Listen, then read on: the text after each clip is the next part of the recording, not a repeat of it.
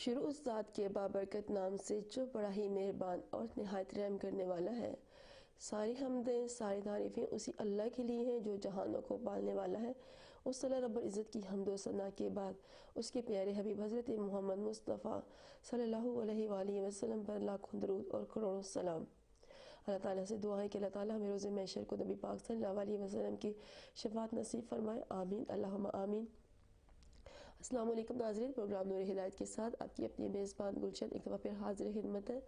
بہت سی نیک دعاؤں کے ساتھ، نیک تمناؤں کے ساتھ، اور اس امید کے ساتھ کہ آپ جہاں کہیں بھی ہوں گے خوشیوں کے ساتھ اپنے گھروں میں آباد ہوں گے، اور اللہ تعالیٰ سے دعا بھی یہی ہے کہ اللہ تعالیٰ آپ کو جہاں کہیں بھی رکھے خوشیوں کے ساتھ اپنے گھروں میں آباد و سلامت رکھے۔ تو ناظرین، پروگرام نور ہدایت جس کے مقصد سے آپ بخوبی آگاہ ہیں، ہماری کوشش ہوتی ہے اس پروگرام کے اندر کہ ہم بات کریں نبی پاک صلی اللہ علیہ وسلم کی ازواج مطہرات کے حوالے سے، صحابیان اور وہ اسلام کی عظیم تر خواتین کے حوالے سے جنہوں نے اسلام کے لیے بے پناہ قربانیاں دی، جن کا ہر عمل جو ہے وہ اسلام کے مطابق، نبی پاک صلی اللہ علیہ وسلم کی سنتوں کے مطابق اور اللہ تعالیٰ کے بتائے ہوئے احکامات کے مطابق تھا، اور یہی خوبصورت چیزیں تھیں جو اللہ رب العزت کو اس قدر پسند آئی کہ ان کی زندگیاں جو ہے وہ روز قیامت تک مشعل راہ بنا دی، قیامت تک کے لوگوں کے لیے جو ہے وہ نمونہ بنا دی۔ اگر آج ہم ان کی زندگیوں کے بارے میں جان کر عمل کریں، کوشش کریں، تو ہماری زندگیاں بھی سنور سکتی ہیں اور ہم بھی بہت سی بری باتوں سے بچ سکتے ہیں اور بہت سی اچھی چیزوں کی طرف راغب ہو سکتے ہیں اور بہت سی پریشانیوں سے بھی اپنے آپ کو بچا سکتے ہیں۔ تو اللہ سے دعا ہے کہ اللہ تعالیٰ ہمیں ان خوبصورت زندگیوں کے بارے میں جو ہم جانتے ہیں ان پر عمل کرنے کی کوشش عطا فرمائے اور ہماری زندگیوں کو بھی خوبصورت اور کامیاب بنا دے۔ جب اس دنیا سے جائے تو ایمان کے ساتھ جائے اور حالت ایمان میں جائے، اور جب قبر میں جائے تو نبی پاک صلی اللہ علیہ وسلم کی شفاعت اور زیارت نصیب ہو۔ تو ناظرین، آج جس خوبصورت دستی کو ہم نے موضوع گفتگو بنایا ہے وہ ہے سیدہ رفیدہ انصاریہ رضی اللہ تعالیٰ عنہا، اور سیدہ رفیدہ انصاریہ کو جو ہے وہ اسلمیہ بھی کہا جاتا ہے، اور یہ انصار کی جو تھی وہ ایک عالم فاضل خاتون تھی۔ تو انصار کے بارے میں جیسے کہ آپ جانتے ہیں کہ رسول کریم صلی اللہ علیہ وسلم نے ارشاد فرمایا ہے کہ انصار جو ہے یہ میرے جان و جگر ہیں، ان قریب لوگ زیادہ ہوں گے اور یہ تعداد میں کم ہوں گے، اور ان میں سے نیکی کو قبول کرنا اور خطا کار سے گزر کرنا۔ کتنا خوبصورت پیغام نبی پاک صلی اللہ علیہ وسلم خود ہمیں دے رہے ہیں کہ انسان جو ہے وہ میرے جان و جگر ہیں، ان میں سے ان قریب ایک وقت ایسا بھی آئے گا جب یہ تعداد میں کم ہوں گے اور دوسرے لوگ تعداد میں زیادہ ہوں گے، اور پھر ان میں سے جس کو ان کی نیکی کے بارے میں جاننے کو ملے تو ان کی نیکی کو اپنا لے، اور کوئی خطا کار ہو تو اس کی خطا کو درگزر کرنا ہے۔ تو اللہ تعالیٰ کے پیارے حبیب صلی اللہ علیہ وسلم نے اتنے خوبصورت پیغامات ہمارے لیے چھوڑے ہیں کہ ایک ایک لفظ پر، ایک ایک حرف پر قربان جائیں، اتنی خوبصورت۔ بس اللہ تعالیٰ سے یہی دعا ہے کہ اللہ تعالیٰ ہمیں بھی جو ہے وہ ان باتوں پر عمل کرنے کی توفیق عطا فرمائے۔ اور سیدہ رفیدہ انصاریہ رضی اللہ عنہا کے اسلام قبول کرنے کے حوالے سے یوں پتہ چلتا ہے کہ جب ایک گروہ عورتوں کا ایک گروہ جو ہے وہ نبی پاک صلی اللہ علیہ وسلم کے پاس تشریف فرما ہوا انصار عورتوں کا، تو اس میں سیدہ رفیدہ اسلمیہ بھی شامل تھی، اور آپ نے اس گروہ کے ساتھ جو ہے وہ اسلام قبول کیا۔ اور جب یہ گروہ اسلام قبول کر رہا تھا تو اس وقت اللہ رب العزت نے قرآن پاک کے اندر آیت مبارکہ نازل کی۔ وہ آیت مبارکہ یوں ہے، اس کا ترجمہ بیان کروں گی کہ اے نبی، جب آپ کے پاس مومن عورتیں آئیں اور وہ آپ سے بیعت کریں کہ اللہ کے ساتھ کسی کو شریک نہیں ٹھہرائیں گی، نہ چوری کریں گی، نہ زنا کریں گی، نہ اپنی اولاد کو قتل کریں گی، نہ بہتان لگائیں گی، اور جو اپنے ہاتھوں اور پاؤں کے ساتھ سامنے گھڑ لیں اور نہ نیک کاموں میں آپ کی نافرمانی کریں گی، تو آپ ان سے بیعت لے لیں اور ان کے لیے مغفرت مانگیں، اور بے شک اللہ غفور الرحیم ہے۔ تو سبحان اللہ، یہ کس قدر خوش قسمت خواتین تھی کہ جب یہ دائرہ اسلام میں داخل ہونے کے لیے نبی کریم صلی اللہ علیہ وسلم کے پاس تشریف فرما ہوئی تو اللہ تعالیٰ نے قرآن پاک کے اندر آیت مبارکہ نازل کی، جو کہ قیامت تک کے لوگوں کے لیے جو ہے وہ ہدایت رہنمائی کا جو ہے وہ ایک خوبصورت پہلو ہے۔ اللہ تعالیٰ ہمیں جو ہے ان خوبصورت باتوں پر عمل کرنے والا بنائے۔ تو جب رسول اللہ صلی اللہ علیہ وسلم نے ان خواتین پر یہ تمام شرط عائد کی تو یہ شرط صرف ان عورتوں کے لیے نہ تھی، بلکہ یہ آنے والے قیامت تک کی آنے والی عورتوں کے لیے یہ تمام باتیں جو ہیں وہ ہیں، صرف اس گروپ کے لیے نہ تھی۔ تو رسول اللہ صلی اللہ علیہ وسلم نے فرمایا کہ یہ سب باتیں اپنی اپنی زندگی میں اپلائی کرنی ہے۔ پھر کہتے ہیں کہ سیدہ سلمہ بنت قیس جو رشتے میں رسول اللہ صلی اللہ علیہ وسلم کی خالہ تھیں، اور انہوں نے یہ بھی شرف حاصل ہوا کہ 2 قبلوں کے ساتھ نبی پاک صلی اللہ علیہ وسلم کے ساتھ انہوں نے نماز بھی پڑھی، اور وہ جب رسول اللہ صلی اللہ علیہ وسلم کے پاس وہ بھی اس گروہ میں شامل تھی، اور وہ کہتی ہے کہ مجھے اس بات کی سمجھ نہ آئی کہ خاوند کو دھوکہ دینے سے کیا مراد ہے۔ تو وہ کہتی ہے کہ میں نے جو عورتوں کا ہمارا ایک گروہ تھا ان میں سے میں نے ایک کو بھیجا کہ تم جاؤ اور نبی کریم صلی اللہ علیہ وسلم سے پوچھ کر آؤ کہ یہ جو خاوند کو دھوکہ دینا ہے اس سے کیا مراد ہے، مجھے اس بات کی سمجھ نہیں آئی۔ تو اس وقت نبی کریم صلی اللہ علیہ وسلم نے فرمایا کہ خاوند کو دھوکہ دینے سے مراد یہ ہے کہ اپنے شوہر کا مال جو ہے وہ اس کی اجازت کے بغیر کسی دوسرے مرد کو دینا، کسی دوسرے کو دینا، یہ شوہر کو دھوکہ دینے کے مترادف ہے۔ تو یہاں دیکھیں کتنا خوبصورت پیغام سب عورتوں کے لیے ہے۔ سب سے پہلے کیا پیغام دیا جا رہا ہے سب عورتوں کو کہ آپ اللہ کے ساتھ کسی کو شریک نہیں ٹھہرائیں گی، اور الحمدللہ ہمارا اس بات پر پختہ عقیدہ ہے کہ اللہ تعالیٰ کے سوا کوئی اور عبادت کے لائق نہیں ہے۔ ہم اس بات پر پختہ ایمان رکھتے ہیں کہ اللہ تعالیٰ وحدہ لا شریک ہے، اور ہم اس بات پر بھی یقین رکھتے ہیں کہ صرف اور صرف عبادت کے لائق اللہ رب العزت ہی ہے۔ لیکن ہم جہاں جہاں اس بات کا ارادہ کرتے ہیں، جہاں جہاں ہم اس بات پر یقین رکھتے ہیں، جہاں جہاں ہم اس بات پر ایمان رکھتے ہیں، وہاں ہمارے ہر بول، قول اور فعل سے بھی یہ ثابت ہونا چاہیے کہ ہم اللہ تعالیٰ کو وحدہ لا شریک مانتے ہیں۔ کیونکہ اکثر اوقات یہ بھی ہوتا ہے کہ جب ہم کسی دوست کے پاس یا کسی محفل میں بیٹھے ہوتے ہیں تو باتیں آپس میں کر رہے ہوتے ہیں، تو باتوں میں ہم کچھ ایسی باتیں بھی کر جاتے ہیں جو اللہ تعالیٰ کو سخت ناپسند ہے، جو اس کے حبیب صلی اللہ علیہ وسلم کو سخت ناپسند ہے، اور کچھ ایسی باتیں بھی ہم کر جاتے ہیں جو ہمارے دائرہ اسلام سے نکالنے کا بھی مترادف ہو سکتی ہیں۔ فار ایگزامپل ایسے ایک محفل میں نے خود کسی کو یہ کہتے ہوئے سنا ہے کہ باتوں میں یہ بات ہو گئی کہ اللہ تعالیٰ کے بندے جو ہے وہ اللہ سے ظالم ہے۔ استغفر اللہ، اللہ تعالیٰ سے ظالم کوئی بھی نہیں ہے، اللہ تعالیٰ کی ذات وحدہ و شریک ہے، اور اس بات کو ہم کرنے میں تو یہ بڑی نارمل سی بات لگ رہی ہے، لیکن اس بات کی اگر مطلب پر غور کیا جائے تو اللہ کی صفات میں ہم کسی کو شریک ٹھہرا رہے ہیں، بہت بڑا گناہ کر رہے ہیں۔ تو اللہ تعالیٰ ہمیں ان گناہوں سے بچنے کی توفیق عطا فرمائے۔ اور آپ سب سے یہ ریکویسٹ کروں گی کہ جب بھی آپ بات کریں سوچ سمجھ کر بات کریں، اس کے مطلب پر غور کیا کریں کہ جو میں بات کرنے لگی ہوں اس کا میری آنے والی زندگی میں کیا اثر پڑے گا، اور اس بات کا مطلب اور معنی کیا ہے۔ کیونکہ یہ باتیں لگتی تو کہنے میں تو نارمل سی لگتی ہیں، لیکن یہ باتیں سوچنے میں بہت بڑی ہیں۔ ہم اللہ کی صفات میں کسی کو شریک ٹھہرا رہے ہیں، اور اللہ وحدہ لا شریک ہے، اس کی صفات کا مقابلہ کوئی نہیں کر سکتا، اس کی صفات لا تعداد ہے، اور ہم اللہ کے سامنے اس طرح ہے جیسے ایک زمین پہ چلتی ہوئی چیونٹی ہے۔ جب زمین پہ چلتی ہوئی چیونٹی کو پاؤں کے نیچے کچل دیا جاتا ہے تو کوئی اس کی پرواہ نہیں کرتا، اللہ کے سامنے ہم جو بندے ہیں وہ یوں ہیں۔ اللہ بہت بڑی طاقت والا ہے، اللہ کی طاقت کا کوئی اندازہ ہم نہیں لگا سکتے۔ ہاں یہ الگ بات ہے کہ اللہ تعالیٰ کچھ لوگوں کو آزاد چھوڑ دیتا ہے کہ وہ جو چاہیں کریں، ایک وقت آتا ہے پھر ان کی پکڑ ہوتی ہے، لیکن کچھ وقت کے لیے ان کو آزادی دے دی جاتی ہے کہ وہ جو چاہیں کھلم کھلا کریں۔ لیکن ہمیں ایسی کوئی بات اپنے منہ سے نہیں نکالنی چاہیے جس میں سے یہ ظاہر ہو کہ اللہ کی صفات میں ہم کسی کو شریک ٹھہرا رہے ہیں۔ ہمیں اس طرح کی باتوں سے بچنا چاہیے۔ جب بھی کوئی بات کریں سوچ سمجھ کر بولنے سے پہلے سوچ لے کریں کہ ہم کیا بات کہنے لگے ہیں، کیونکہ ہر وقت ہمارے ساتھ 2 فرشتے موجود ہیں، وہ ہر بات کو لکھ رہے ہیں جو ہم کہہ رہے ہیں۔ تو یہ نہیں سوچنا چاہیے کہ صرف یہی بات جو کچھ ہو رہا ہے بس یہ ختم، بات کی اور ختم ہوگی، نہیں، یہ بات کی ختم نہیں ہو جاتی، بلکہ اس بات کا اثر بہت دیر تک رہتا ہے، اور وہ قیامت تک بھی رہ سکتا ہے اثر۔ پھر نبی کریم صلی اللہ علیہ وسلم نے عورتوں سے کیا فرمایا کہ آپ لوگ چوری نہیں کریں گی۔ چوری نہیں کریں گی، تو چوری جیسی عادت سے بھی ہمیں اللہ تعالیٰ بچائے۔ چوری کرنے والا کبھی جو ہے اس کا پیٹ نہیں بھرتا۔ وہ کہتے ہیں نا کہ چور جو ہوتا ہے وہ 100 گھروں میں سے چوری کرتا ہے، لیکن اس کے باوجود وہ بھوکا ہی رہتا ہے اور پوری زندگی چوری ہی کرتا رہتا ہے۔ لیکن جس گھر سے وہ چوری کرتا ہے اس گھر پہ اللہ تعالیٰ پھر اپنا رحم فرماتا ہے، کرم فرماتا ہے، اس گھر میں پھر اللہ تعالیٰ انتظام فرماتا ہے کہ وہ پھر مالدار ہو جاتا ہے۔ لیکن چور جو ہوتا ہے وہ پوری زندگی چوریاں ہی کرتا رہتا ہے، کچھ اس کے پلے نہیں پڑتا، بلکہ وہ پوری زندگی اپنے اعمال میں گناہ یا وہی لکھواتا رہتا ہے۔ تو اللہ تعالیٰ سے دعا کرنی چاہیے، کہیں کسی چیز کی کوئی کمی ہے تو اس سے مانگنا چاہیے۔ وہ مسبب الاسباب ہے، کوئی نہ کوئی سبب پیدا فرما دے گا، کہیں نہ کہیں سے کوئی ذریعہ پیدا فرما دے گا۔ جو ہم لوگوں کو نقصان پہنچا کر حاصل کریں گے اس سے کوئی فائدہ نہیں ہے، کوئی مقصد نہیں ہے، بلکہ نامہ اعمال کو سوائے گناہ کے بھرنے سے اور کچھ بھی نہیں حاصل ہوگا۔ نہ تو ہماری بھوک ختم ہوگی، نہ ہماری تنگی ختم ہوگی، اور نہ ہی ہماری جو حوث ہے وہ ختم ہوگی۔ تو اس طرح کہ اللہ سے دعا کریں کہ اللہ تعالیٰ ہمیں اس برے کام سے بچائے اور اور ہمیشہ جو ہے وہ اللہ اپنے خزانے سے ہمیں جو ہے وہ نوازے اور ہماری ضرورتوں کو جو ہے وہ پورا کرے، کیونکہ جو وہ پوری کر سکتا ہے وہ کوئی اور پوری نہیں کر سکتا، اور نہ تو چوری کر کے ہم اپنی ضرورتوں کو پورا کر سکتے ہیں۔ ہاں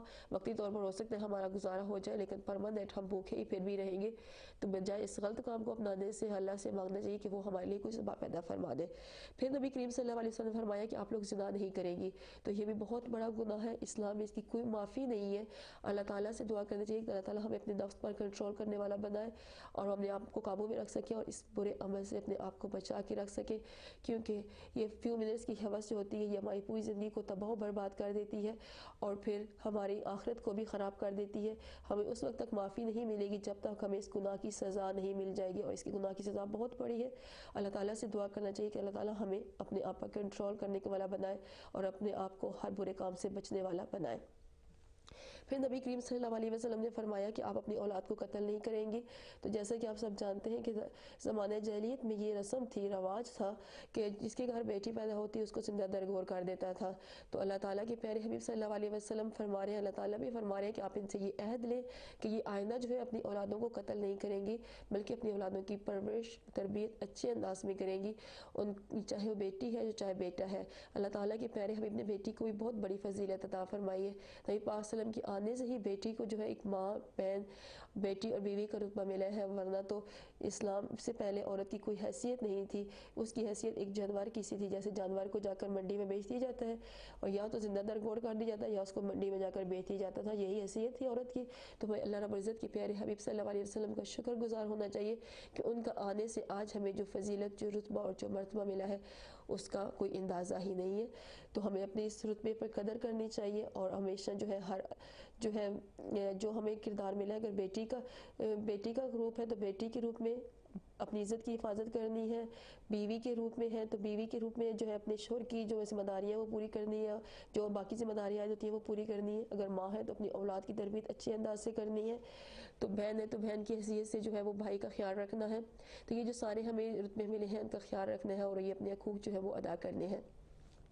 پھر نبی کریم صلی اللہ علیہ وسلم فرما رہے ہیں کہ بہتان نہیں لگائیں گے آپ۔ دیکھنے میں تو بہتان کیا کہ کسی پر جھوٹا الزام لگانا، تو دیکھنے میں تو ہمیں یہ بڑا نارمل سا لگتا ہے کہ دو لوگ جب آپس میں بیٹھے ہوتے ہیں تو وہ تیسرے کو موضوع گفتگو بنائے ہوئے ہوتے ہیں اور تیسرے کی ذات پہ بات چیت ہو رہی ہوتی ہے کہ اس نے یہ کیا، اس نے وہ کیا، پتہ نہیں کیسے کیسے الزام ہم اس کی ذات پہ لگا رہے ہوتے ہیں اور اس کو معلوم ہی نہیں ہوتا۔ لیکن اب یہ بھول جاتے ہیں اس وقت یہ جو دو فرشتے ہمارے ساتھ ہیں یہ ہماری ہر بات کو لکھ رہے ہیں، اور دوسرے پر بہتان لگا کے ہم اپنے آپ کو دونوں جہاں میں ایک تو رسوا کرتے ہیں، دوسرا کیا ہوتا ہے کہ اس کی نیکیاں جو ہیں وہ اپنے نامہ اعمال میں لکھوا رہے ہیں،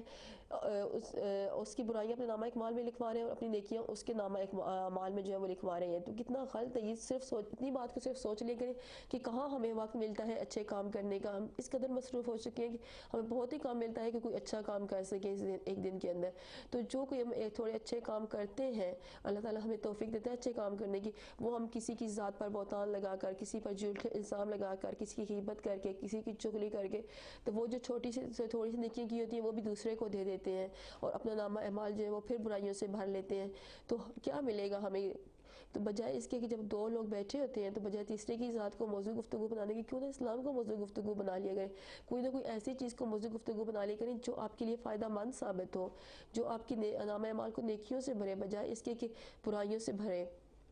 تو یہ تھا بہتان لگا، اور بہتان کی بھی سزا جو ہے بہت بڑی ہے۔ جب تک آپ کو کسی کے بارے میں 100% شور نہ ہو، یقین نہ ہو، کسی کی ذات پر مت الزام لگایا کریں۔ جب تک آپ خود، سم ٹائم تو ایسا بھی ہوتا ہے کہ آنکھوں دیکھی چیز بھی غلط ہو سکتی ہے، آپ نے ہو سکتا ہے اپنی آنکھوں سے دیکھا ہو لیکن وہ بھی غلط ہو، تو اس لیے بچنا چاہیے۔ کچھ دیکھ بھی لیے ہیں تو اس پر پردہ ڈال دیں، اس سے کیا ہوگا کہ اللہ تعالیٰ آپ کی برائیوں پر پردہ ڈالے گا، آپ کے لیے فائدہ مند ثابت ہوگا۔ تو کسی کی برائیوں کو اچھالنے سے بہتر یہی ہے کہ اس کی برائیوں پر پردہ ڈال دیں۔ اللہ تعالیٰ روز محشر کی روز محشر کو آپ کی برائیوں پر پردہ ڈالے گا، آپ کو بہت سی بری چیزوں سے بچا لے گا اس دنیا میں بھی۔ تو پھر نبی کریم صلی اللہ علیہ وسلم کیا فرما رہے ہیں کہ اپنے خامدوں کو دھوکہ نہ دینا، تو یہ بھی ایک بیوی کی ذمہ داری ہے۔ اور پھر نبی پاک صلی اللہ علیہ وسلم نے خود ہی فرما بھی دیا ہے، ایکسپلین بھی کر دیا کہ خامد کو دھوکہ دینے سے مراد کیا ہے، کہ ایک بیوی جو ہے اپنے شوہر کا مال جو ہے وہ کسی دوسرے پر خرچ کرے۔ تو یہ بالکل بھی مناسب نہیں ہے کہ آپ کا شوہر جو رات دن بیچارہ مشکل سے کما کے گھر میں لاتا ہے تو آپ کو کوئی حق نہیں بنتا کہ اس کی اجازت کے بغیر جو ہے وہ کسی دوسرے پر خرچ کرے۔ بالکل اگر آپ کے پاس کچھ اپنے پیسے ہیں، آپ کی دوسری ضرورتوں پہ خرچ کرنا چاہتے ہیں تو وہ علیحدہ بات ہے، لیکن جو خاوند کی کمائی ہے وہ آپ جہاں بھی خرچ کریں اس کی اجازت سے ہی خرچ کریں۔ اگر آپ کسی چیریٹی کو کچھ پیسے دینا چاہتی ہیں تو آپ کے اپنے جو پیسے ہیں اس میں سے چیریٹی میں سے دیں، ہاں خاوند کے جو پیسے ہیں اس کی اجازت کے بغیر کہیں بھی نہ دیں۔ بالکل یہ بات میں جیسے میں نے پہلے بھی کی تھی کہ نیکی کے کام میں ہمیں کسی کی اجازت کی ضرورت نہیں ہے، لیکن بعض جگہوں پر ہمیں کسی کا مال جو ہے وہ کسی دوسرے پر بغیر اجازت کے نہیں لگا سکتے، کیونکہ جو دوسرے کا مال ہے اس پر ہمارا کوئی حق نہیں ہے۔ ہمارا حق اسی پر ہے جو اللہ نے ہمیں دی ہے، جو ہمارے پاس ہے، جو ہماری ضرورتوں کے لیے۔ جو دوسرے کا ہے وہ دوسرے کا ہے، تو اس کا مال جو ہم بھی اپنے خرچ کرنا ہے اس کی اجازت کے بغیر آپ کہیں بھی خرچ کچھ نہیں کر سکتے، اس سے پوچھ لیں اور پھر جو ہے وہ خرچ کریں، ٹھیک ہے۔ تو یہ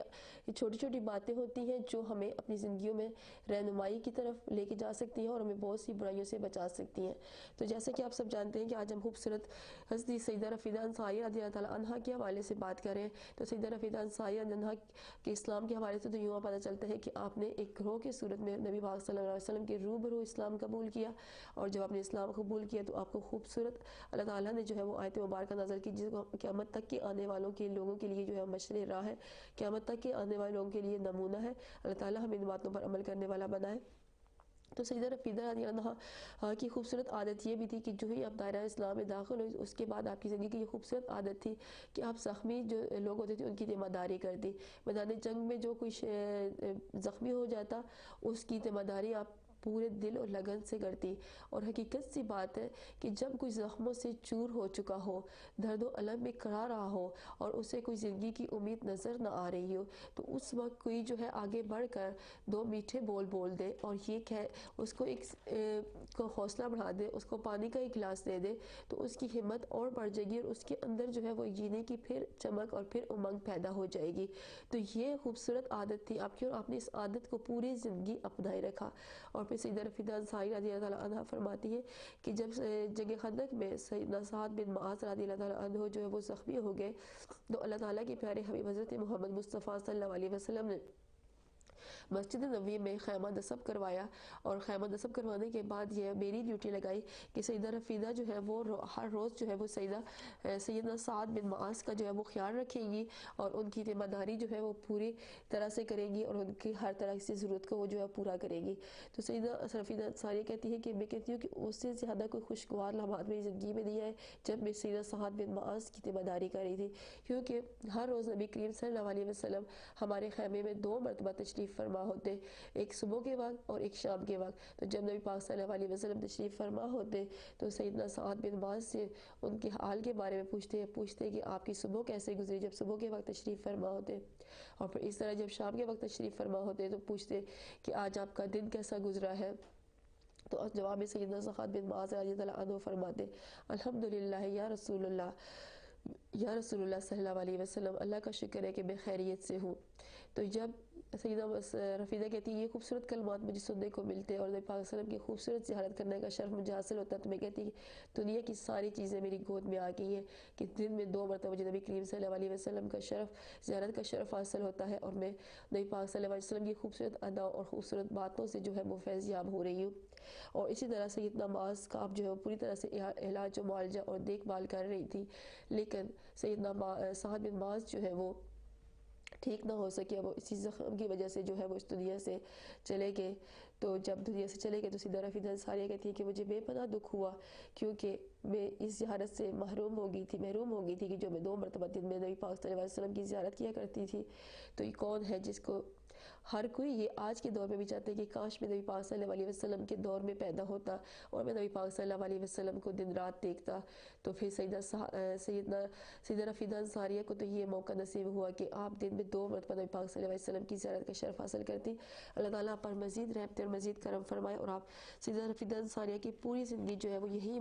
مشن رہا کہ آپ جو ہے وہ تمام زخمیوں کی جو ہے وہ ذمہ داری کرتی رہتی، اور اسی دوران آپ کا خود بھی جو ہے وہ اس دنیا سے چلی گئی۔ اللہ تعالیٰ سے دعا کرتے ہیں کہ اللہ تعالیٰ آپ کے درجات میں مزید بلندی عطا فرمائے اور ہمیں آپ کی زندگی پر عمل کرنے والا بنائے۔ تو ناظرین، جو خوبصورت چھوٹی چھوٹی باتیں جو ہمیں جاننے کو ملتی ہیں، ان کو ہمیں ایک سٹوری سمجھ کر یا ایک واقعہ سمجھ کر بس سن کر جو ہے وہ بھلا نہیں دینا چاہیے، بلکہ ہمیں اپنی زندگیوں میں ان پر عمل کرنے کی کوشش کرنی چاہیے، کیونکہ یہ باتیں ہمارے لیے جو ہے وہ رہنمائی کا سبب ہو سکتی ہے اور ہماری دنیا کو جو ہے وہ سنوار سکتی ہے۔ ہم ان باتوں پر اگر عمل کرنے والے ہو جائیں گے تو ہم بہت سی برائیوں سے بچ جائیں گے اور بہت سی بری چیزوں سے بچ جائیں گے۔ ہر ایک